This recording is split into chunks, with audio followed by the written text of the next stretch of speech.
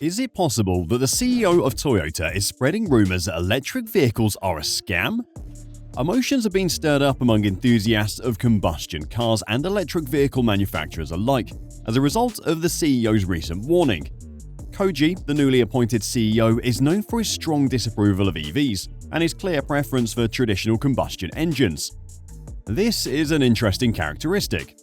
Toyota's sudden push for electric vehicles raises questions in light of the fact that global leaders are exerting pressure on the company, despite the fact that they're facing opposition. In the background, Toyota has been conducting covert experiments with a completely novel kind of fuel that has the potential to shake up the entire EV agenda and prevent combustion engines from being outlawed. Why is the CEO of Toyota so resistant to electric vehicles? What is it that the world does not want you to know about the electrification process? And more importantly, when will the new alternative fuel be released? Here is the specifics of what took place.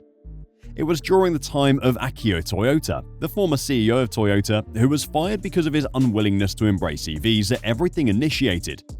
Why would the chief executive officer of one of the largest automobile manufacturers in the world want to go against what many people consider to be an unavoidable trend in the future? Toyota presented a point of view that was rather proactive, claiming that it was a member of the silent majority of auto industry veterans who were skeptical about a future in which electric vehicles were the only option. The former chief executive officer emphasized on multiple occasions his conviction that the most comprehensive approach to moving forward would be to investigate a variety of powertrain technologies. These technologies would include hybrids, plug-in hybrids, hydrogen-powered vehicles, Toyota's secret fuel, and yes, battery electric vehicles as well. At one point, he was quoted as saying, "The majority of people who are involved in the automotive industry are largely silent. There is a silent majority that is questioning whether or not electric vehicles are truly acceptable to have as a single option. However, because they believe that is a trend, they're unable to speak out loud. It's not yet clear what the correct response is. It would be unwise for us to restrict ourselves to a single choice." Despite the fact that many people believe that electric vehicles were the only way to achieve a carbon neutrality, the true adversary was carbon itself, not the type of powertrain. In addition to this, everyone went absolutely insane when the new CEO issued a terrifying warning to the leaders of the world about the consequences of prohibiting internal combustion engine automobiles. There will be further discussion on that. The company Toyota stated that battery electric vehicles, also known as BEVs, were not the only solution to the problem of achieving carbon neutrality on a global scale. On the contrary, they advocated for the necessity of a varied portfolio that includes hybrids, plug-in hybrids, battery electric vehicles, and fuel cell transportation vehicles. As for the attachment angle, I concur with the statement that he had spent his entire life working on the production of internal combustion engines. In addition to that, he raised some practical concerns. In addition, as you will soon discover, Toyota is receiving support from a number of major automobile manufacturers regarding this matter. The impending tremendous shortages of essential materials such as lithium and battery-grade nickel were a source of concern for him, and he anticipated that there could be problems with the supply chain in the following 10 years. Furthermore, Toyota was critical of the rate at which regulators anticipated the widespread adoption of fully electric vehicles. Among the potential obstacles that he mentioned were factors such as infrastructure limitations, varying consumer preferences across regions, and difficulties with pricing. When he was in charge of Toyota, the company did not completely avoid electric vehicles, despite the fact that its position might give the impression of being resistant to change. Although the amount is relatively low in comparison to that of some of the company's rivals, the corporation has set aside a substantial $70 billion for the development of electric vehicles over a period of 9 years. In spite of this, Toyota's emphasis was unmistakable. A goal of Toyota was to diversify its business. They wanted to offer a wide variety of powertrains so that they could cater to a multitude of different types of passengers. Nevertheless, an unfortunate event took place after that. The removal of Akio Toyoda was a result of concerns regarding electrification. It was not enough for the grandson of Toyota's founder, who was 66 years old at the time, to serve as the company's CEO. He was also the personification of the company's philosophy. He desired for the average person to have the ability to choose what they truly desire, rather than being forced to purchase electric vehicles. On the other hand, as a result of his viewpoints, Toyota was ranked among the most obstructive companies in the world in 2022, competing with oil giants such as ExxonMobil. For the purpose of highlighting the gap even further, the launch of Toyota's first electric vehicle, the BZ4X, was marred by safety recalls. Although many automobile manufacturers boasted double-digit sales of electric vehicles, Toyota's sales of zero-emission vehicles accounted for less than 1% of the company's total sales in the United States. During the initial phases of the program, Toyota sold only 1,200 units. According to the former chief executive officer, "I'm an old-fashioned person when it comes to digitalization, electric vehicles and connected cars. This is because I have a strong passion for automobiles. My limitation is I'm only able to be a car guy. I cannot go beyond that."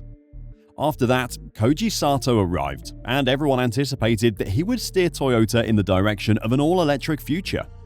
However, not long after he was appointed, he made a statement that every single world leader who was passionate about electric vehicles dreaded the most.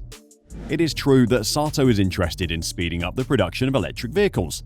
However, he has stated that Toyota will also be concentrating on the new fuel source that they've been working on. I'll elaborate on that in a moment.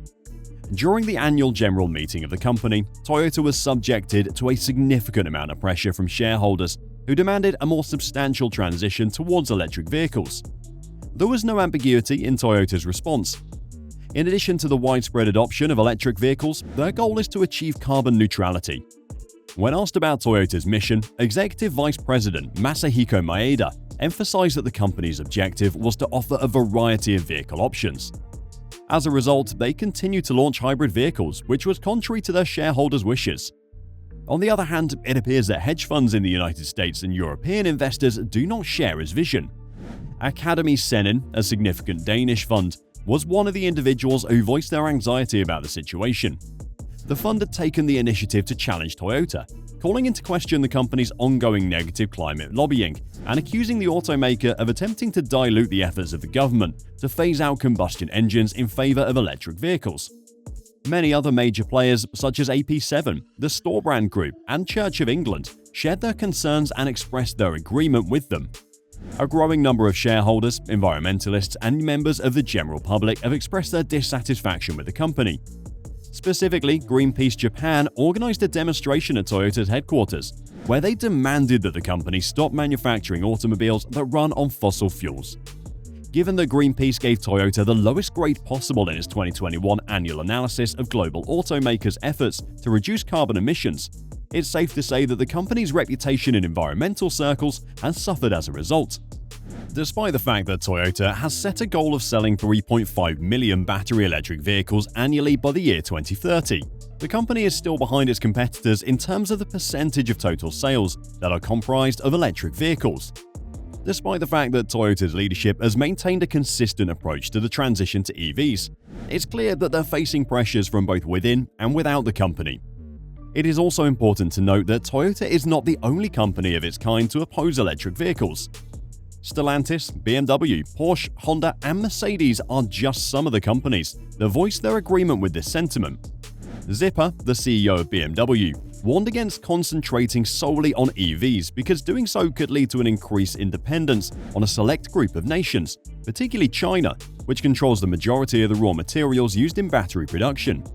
He emphasized there is still a market for automobiles powered by internal combustion engines, for people who are unable to make the switch to electric vehicles right away. In order to provide an alternative to older vehicles that may have a lower fuel efficiency, combustion engines are utilized. Throughout his history, Zipper has also been vocal in his opposition to total bans on the sale of combustion engines. A dogmatic ban on combustion engines could have social consequences that could be unmanageable, as Carlos Tass, the head of Stellantis and Jeep, cautioned. He also warned that such a ban could have undesirable consequences. It is possible that the sole transition to electric vehicles, which are currently more expensive than their counterparts that run on fossil fuels or hybrid, could make car ownership unaffordable for many people, particularly those in the middle class. The chief executive of Honda, on the other hand, who has worked in engine development for more than 3 decades, admitted that although the transition might feel threatening to him personally, decisions must be based on what is best for the company. And now, for the most significant news, which has the potential to completely eradicate electric vehicles. the introduction of Toyota's ammonia engine. It is true, folks, you did hear that correctly. All of the problems that are associated with combustion engines are resolved by this engine, which was developed in conjunction with another company known as GAC Motors. The best part is that this could be installed in any existing internal combustion engine vehicle, which means that you'll be able to keep your vehicle for a longer period of time without having to worry about the government prohibiting them. Ammonia, which is made up of one nitrogen molecule and 3 hydrogen molecules, is an intriguing possibility for internal combustion engines. Because it does not contain any carbon atoms, it guarantees to produce low levels of carbon dioxide emissions when it's burned. It was previously only possible for ships and heavy machinery to run on liquidized ammonia, but the prototype that GAC and Toyota have developed together is capable of doing so. It is indisputable that the discovery that a 2-liter 4-cylinder engine is capable of producing 161 horsepower while emitting 90% less carbon pollution is a game changer. It is possible that this idea has the potential to completely transform the landscape of the automotive industry by reducing emissions. A full-fledged, dedicated video that covers all of these features of this revolutionary engine was also produced by us. The link to that video will be provided at the conclusion of this video, allowing you to watch it after the fact.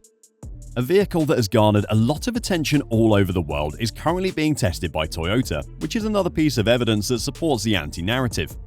The new Chief Executive Officer of Toyota, Kizato, recently addressed the company's perspective on hydrogen cars and electric vehicles while the company was competing in an endurance race at the Suzuka circuit in Japan. In spite of the fact that he acknowledged the necessity for Toyota to adopt an EV-first mentality, he still emphasized the significance of maintaining hydrogen as a viable option for the future. An evolution in the production and transportation supply chain of hydrogen is required, according to Sato, in order for hydrogen to become a significant player in the industry.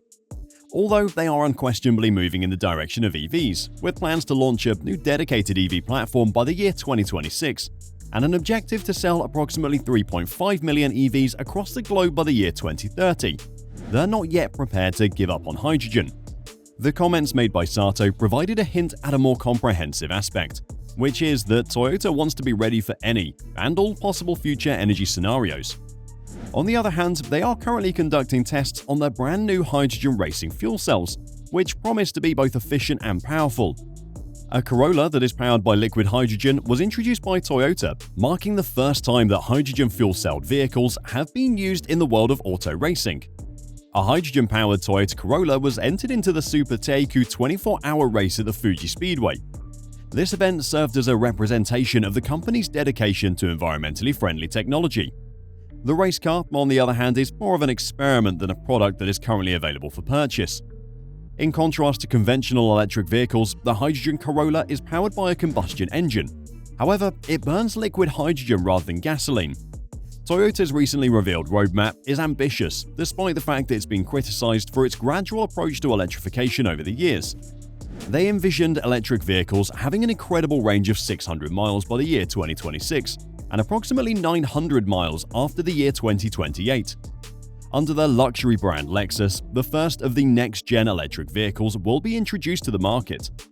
This vehicle will make use of the advanced lithium-ion battery technology currently available. The implementation of the gigacasting technologies for the purpose of accelerating vehicle production and the achievement of ultra-aerodynamic car designs are among the future objectives of Toyota. Although it is clear that Toyota is putting more of its attention on hydrogen and electric vehicles, the company is not giving up on internal combustion engines. In order to provide customers all over the world with a varied selection of products, they intend to continue their development. In this race to find an alternative solution to the energy crisis, do you believe that Toyota should completely abandon combustion engines? Or do you agree with them that they should continue to pursue this solution? Leave a comment below and let me know what you think. The electric vehicle industry as a whole may suffer as a result of the groundbreaking news that we've just uploaded. If you want to be truly surprised by what is going to happen with electric vehicles, you should definitely check it out.